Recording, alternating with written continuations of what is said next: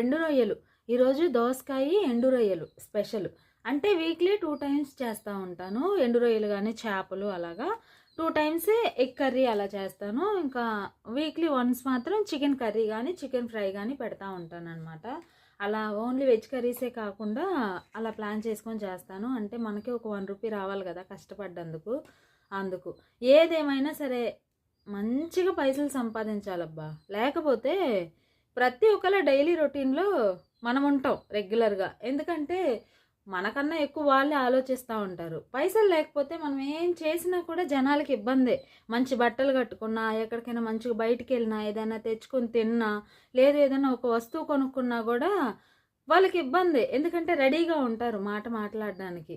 పైసలు లేవు కానీ వీటికేం కొదవలేదు అనేసి. అందుకని మనల్ని మనకన్నా ఎక్కువ వాళ్ళే అబ్జర్వ్ చేస్తూ ఉంటారు కదా.